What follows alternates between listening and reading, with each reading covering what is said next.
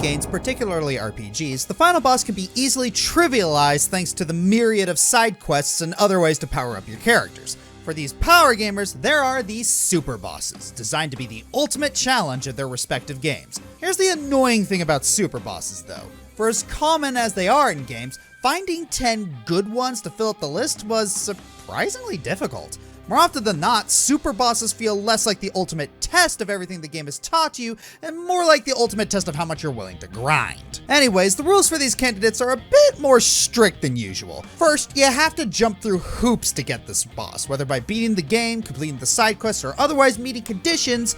Getting to them needs to be a chore. Second, they aren't a required part of the main story, aka completely optional. And 3, when you meet them, they are intended to be a great challenge. They are supposed to be a difficulty spike.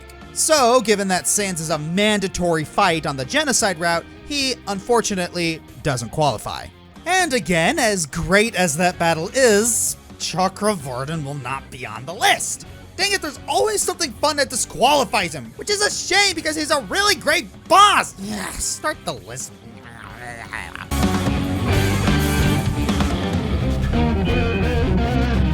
Long before the days of Mario and Luigi and Paper Mario series, Super Mario RPG came out of nowhere and delivered exactly what it said on the tin. Super Mario RPG. As a game developed in part by Square, it naturally features a super boss in the form of Kulex. In order to fight him, you have to do a little bit of a trading quest for a shiny stone to unlock his door. Though fighting Kulex is entirely optional and he has no bearing on the plot, he surprisingly has an interesting backstory. There are nuances between regional versions, but in all cases, he's supposed to conquer the world of Mario. However, for whatever reason, the Mushroom Kingdom is uninhabitable for him and his kind. Also, according to his neighbors, he's always rambling about crystals. Can't decide whether to make a Steven Universe or a pony joke. Before he leaves for good, perchance to return someday, he wishes for a small fight as a send-off. Yeah, small. While not representing a specific character from the Final Fantasy series, Kulex comes with a fair bit of thematic references, least of all being the music ripped straight from Final Fantasy IV. Elemental crystals? Check. Overcomplicated design? Check. Symbolic name? Check. Kulex also features an array of powerful attacks coming from his crystals, most notably the ability to use... Moving on! His elemental crystals each feature their own weaknesses and resistances, meaning you have to attack carefully with elemental attributes. Of course, that doesn't really matter when you can just have Geno spam his non-elemental AoEs. And if that's all too complicated, well, there's always the lazy shell armor, which definitely lives up to its name. What this all boils down to is the main reason that Kulex isn't higher is that he really isn't that hard, which for a super boss is kind of important. But he's still one of the old guard who paved the way for other super bosses as well as other RPGs, so it wouldn't be fair to leave him off entirely. Plus, it's still a really cool tribute to Final Fantasy without just copy and pasting an existing boss and doing it worse. Final Fantasy 1 Remake.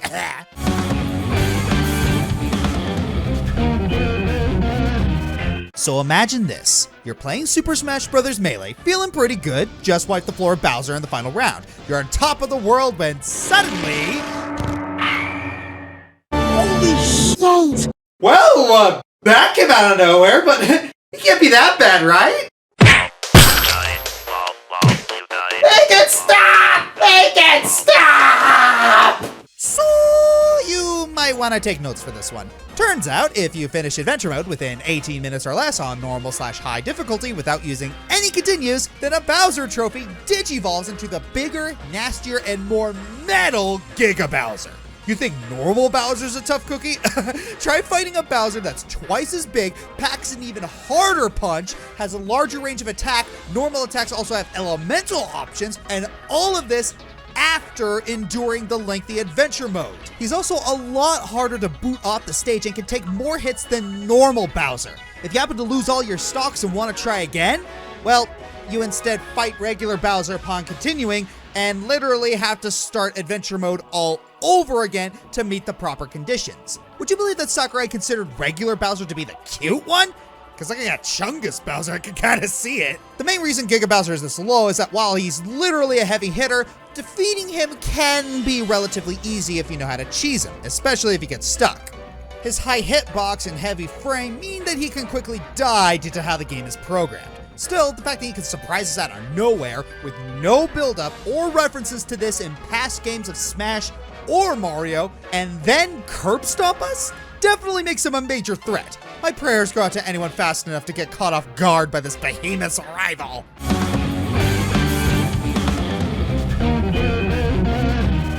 Oh, shit. Here we go again. Oh, Other M, how we love to rag on you. From your questionable gameplay designs to your downright awful story elements, Adam! Yeah, take that off and get a fan of it. However, I'm not above giving credit where credit is due. If there is one singular thing I can begrudgingly admit Other M did well, it was the Phantoon fight. Now, I know what some of you are thinking, but Josh, isn't Phantoon an example of the true final boss? Not by the rules he isn't. A true final boss would imply that Phantoon was a part of the main story. Since Phantoon isn't doing something like controlling the monsters around the bottle ship, he's completely divorced from the plot, and thus, not the true final boss. Which is kind of a good thing too. Phantoon isn't just a minor redeeming quality for Other M, he makes the game almost worth playing. Almost. If that isn't an endorsement of a quality boss, I don't know what is. Okay, at this point I'm just fanboying, so what's the fight itself like? Well, after you beat the game, Samus returns to the bottle ship to collect Adam's helmet. How Samus knew it would be there is a question for another day. As part of her exploration of the bottle ship, she heads up to the bridge where a long tentacle slams up against the reinforced glass. Thankfully, it's only Phantoon, a staple boss of the series who comes back for revenge. It's revenge, and it's best served cold. But it can be easily reheated in the microwave of evil. Well, I think your warranty is about to expire. Maybe I got an extended warranty. Warranties are invalid if you don't use the product for its intended purpose. The fight is interesting from the get-go, as Phantoon doesn't smash the glass completely at first. Instead, you have to fire your wave beam through the glass if you want to hurt Phantoon at all. Meanwhile, he is summoning little minions called Rage Hands. Destroy enough Rage Hands, and Phantoon destroys the glass, letting you really begin the fight. Phantoon starts strafing from side to side, firing blue orbs of what look to be will-o-wisps. Fitting for someone who's supposed to be a ghost. He continues spawning Rage Hands and will even take a few swipes of his tentacles at Samus. As the battle progresses, Phantoon will make use of his portals to hide his eye, but will, fortunately, make the brilliant tactical decision to poke his eye out every so often to let Samus take some shots at it. There seems to be a lot of tactical geniuses in Other M. The fight is a visual spectacle and a great throwback. The only flaws at the fight itself is surprisingly not difficult. Keep the Rage Hand population under control, be mindful of your dodging and shooting, and when Phantoon hits about 15% HP, he'll collapse on the deck and you can finish him with a lethal strike. I'd watch that Ghostbusters remake.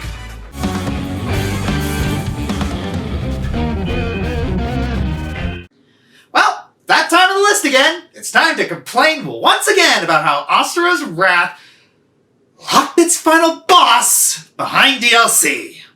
You know, with how much I do the fixing rants on this channel, it's kind of funny to point out that Bayonetta already did the paying to fight the boss thing better. Specifically, you use the in-game currency halos to unlock the game's ultimate boss fight, about 999,999 of them. Once you finally do so, you'll face off against Rodin, the game's super boss. Based on the famous star of Rodin. Alright, Bayonetta, Catherine, come in here. Okay, who copied whose homework?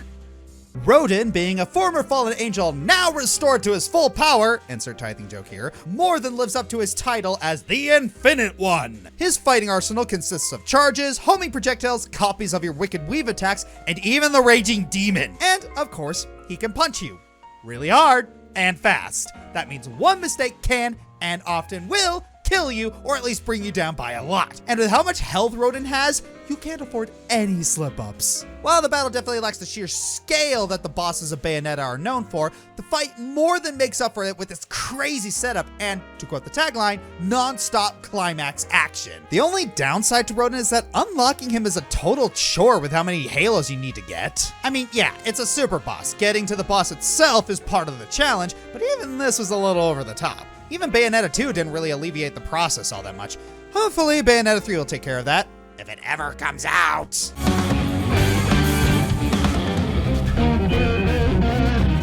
In the 2018 God of War game, there's a recurring side mission that pins you against 8 different Valkyries, fierce, corrupt warriors, each with their own unique fighting style that will push you to the limit. But hey, you managed to beat all 8, so that's gotta mean a happy ending, right? One of these days I really gotta stop feeding into cliches. No, actually what it does mean is now you get to face the queen of the Valkyries herself, Sigrun.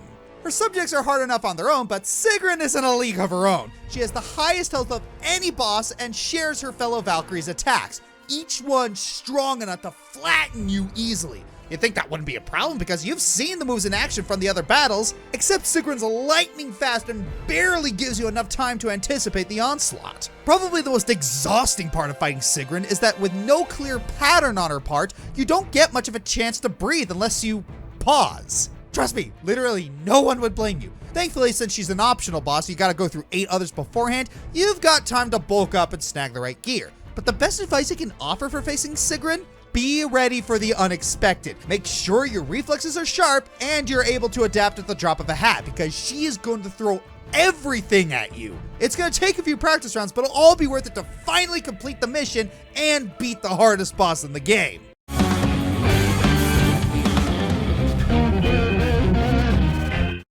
If you want to pick a fight with Lucius Fox and God, you're gonna have a bad time. When it comes to the South Park games, there are at least 2 things I am certain of. Anything goes, and nothing is safe. I mean, where else are you going to find a boss fight against one of the most iconic Hollywood voices, Morgan Freeman? I'll let you take a moment to soak that in. For the majority of the game, Mr. Freeman is actually a pretty dependable ally, helping on a few of your quests and even giving you the power to time travel by farting. Butt cannons? It has butt cannons? Roll with it, it's South Park. Anyways, there's actually an option to punch Morgan 3 times to unlock a secret boss fight, and it's basically the equivalent of poking an angry bear.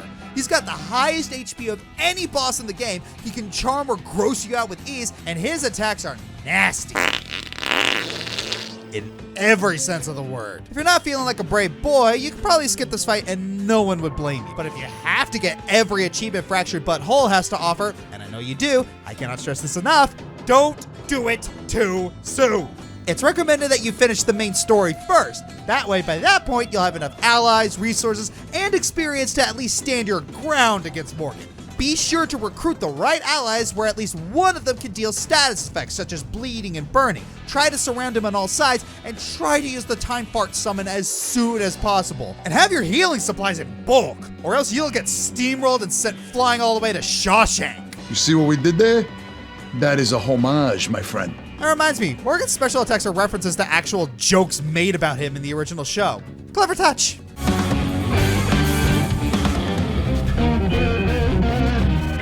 Oh boy, this little floodgate.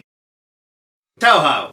Toho, for those unaware, is a massively popular series of Japanese indie bullet hell shooters that's been going strong since 1996. Consequently, picking a single extra boss from the Toho project wasn't easy. Nearly every game after the 6th one has had one, and they all bring something to the table. If we were going by the sheer amount of bullets, then Yukari would be the obvious pick.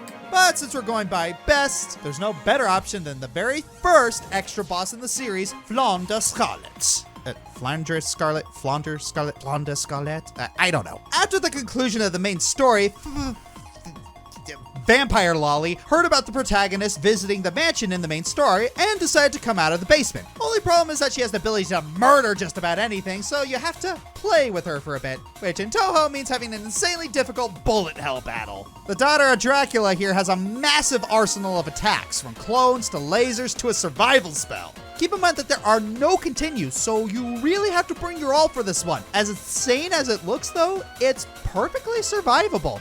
All her attacks follow a fixed pattern, so you can get through them with enough practice and memorization. Just expect to spend a lot of time dying. Of course, since Count Jailbait is a Toho boss, we can't talk about her battle on the list without talking about her theme, UN Owen Was Her. Said theme is easily one of the most popular and iconic pieces in the Toho project, and it's not hard to see why. UN Owen Was Her has received an absolutely massive amount of remixes. Heck, I've even done one.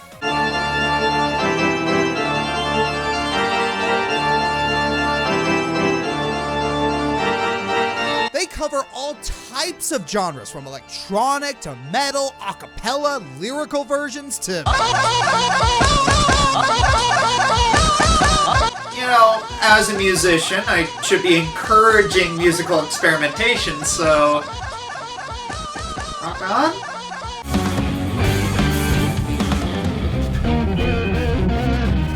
At this point, the Kirby franchise is legendary for having a cute and cuddly exterior while also having a lore so dark and twisted that Dark Souls blushes with envy. There were a host of super bosses from the Kirby franchise who could have gotten on this list by the sheer strength of their pedigree alone. Nightmare, Zero, Galactonite, and more would have fit right in here. Yet only one was selected. Magolor is an interesting case. I dare say he's even unique in the Kirby franchise. In his debut game, Return to Dreamland, Magolor is supposed to be your friend.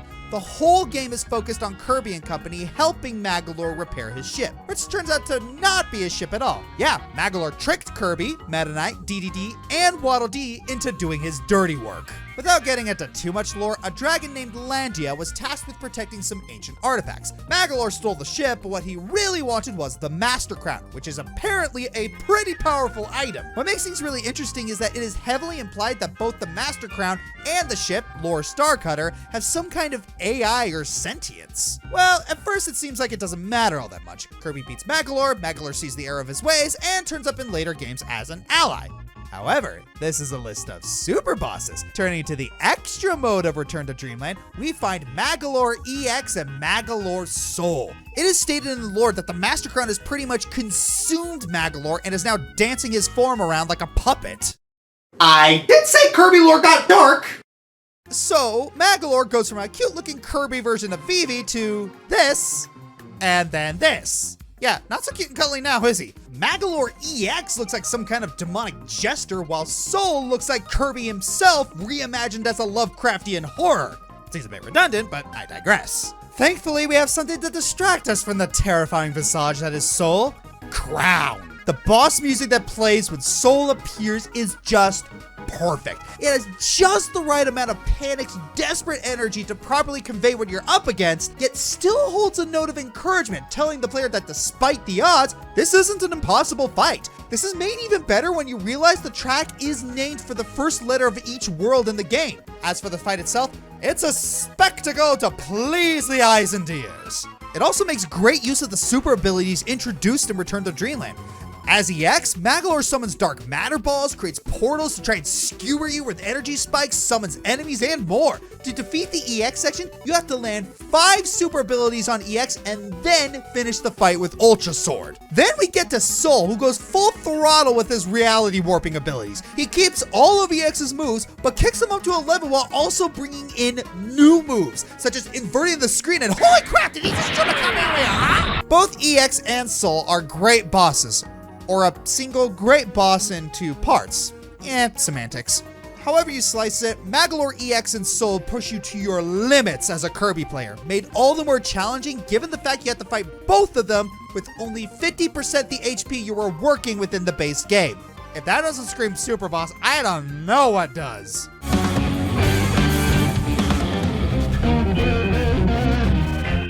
Ever wonder which Pokemon battle could use a John Williams arrangement? I can think of a few. While not the first by any means, Pokemon is one of the originators of the modern super boss trope. Having a hidden super boss after doing everything else in the game is a huge deal. When choosing a super boss from this game, there were a few contenders. Steven, Wally, Alder, and Cynthia, who probably would have been chosen due to her awesome teams in both Gen 4 and 5. But, come on, it has to be Red. I really don't need to introduce this guy. Playing Gold and Silver for the first time, you defeat Lance and become the champion. Then you have another whole region to explore and 8 new badges to collect. This was back when Pokemon knew how to do good post-games. And finally, you collect all 16 badges, gain access to a new area, and at the top, you find the player character of the previous game. Sporting his trusty Pikachu, the Kanto starters, and a couple of favorites, Red comes at you with the highest level Pokemon of the time, and it is glorious. If a bit easy if you know typing and you grind it a bit, but so is Pokemon in general, so it doesn't really matter. Red is not only the first super boss in Pokemon, but he remains a major threat in almost any game he's in where he isn't the main character. He remains a powerful post-game opponent at super boss level in Black 2 and Gen 7, as well as being the main super boss in the Johto remakes and the Let's Go games. All the while, we listen to that glorious champion tune. When it comes to becoming the very best that ever was, there's no way to become it until you beat the man who did become the best. But since we can never fight Gold, Red is the one we all aim for. Jevil from Deltarune. Just a reminder, clowns are scary and will make you suffer, but dang it if they don't have good music. Flemeth from Dragon Age. It doesn't get more super than a dragon. The Shambler from Darkest Dungeon. Ah, Lovecraft, the bosses you doth inspire. Terramorphous, Borderlands 2. Good boss, but it gets old after you farm him a couple hundred times. The Cow King, Diablo 2. The only bowfind that could give Whitney's Mill take a run for her money. Maz Kushia, Breath of the Wild. He's skin and bones, but he'll run circles around you. Omega Zero, Mega Man ZX. Pretty good boss, but not quite as epic as Z3. Leviathan, Final Fantasy VII Remake. While he requires a lot of prep to fend off a one-hit KO, dang do you feel powerful when you win.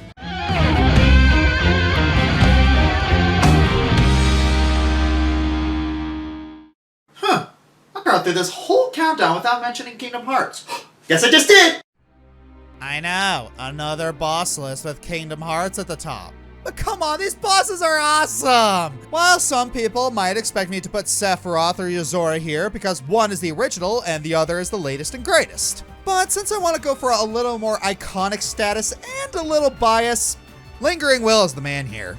This may seem like a weird choice considering the Kingdom Hearts super bosses we've gotten since then, but in my defense, Lingering Will became even more iconic in the past few years. With the introduction of Kingdom Hearts 2 Final Mix officially in the West and Terra as a character, the mystique from Lingering Will went away and we got actual development for a random super boss. The moments we get from him in Birth by Sleep and Kingdom Hearts 3 leave a lot open to the imagination. Let's talk about the fight itself. You find yourself on a mysterious battlefield. A suit of enchanted armor wielding a Keyblade stands before you, angrily calling you Xehanort, and Rage Awakens starts playing. It's a dramatic and chilling sight. And when the battle begins, you will probably die. Pretty quickly. He can lock your abilities, put an insta-kill curse on you, combo you ad infinitum, and has extended periods of time where he's invincible. And given his enormous health pool, he's not going down anytime soon. But as you keep fighting him, you can feel yourself improving and developing as a player.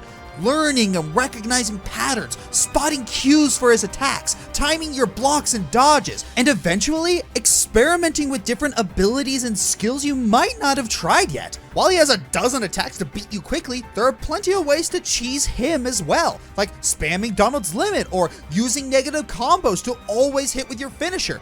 Either way, it will require a lot of skill and a little bit of luck to pull off. There is a reason why I talk to death about this boss and the series in general. It does bosses right, including super bosses. Even maxed out on stats, levels, and equipment, this boss will still be a massive challenge to first-time opponents. But with enough practice, you can get good enough to beat him in under 2.5 minutes on critical mode, or under a minute at level 1. There are some really good players out there. I'm the Fiery Joker, and I'm parched after fighting all those guys.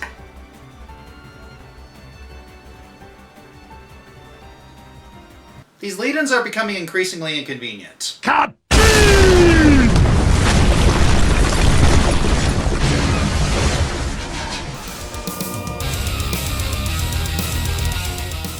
Hey everyone, this is Josh. If you like this video, please like, subscribe, leave a comment, and share the video around. Please check out my other social media like my Twitter, Twitch, and Tumblr. Check out my other channels such as Joshua Burner for reactions and other stuff, Dragon Fighter Gaming for tabletop, and Bob Equestria for cartoons. Consider checking below the video and donating to my Patreon, Streamlabs for my merchandise, or becoming a YouTube member, and you'll get rewards like this.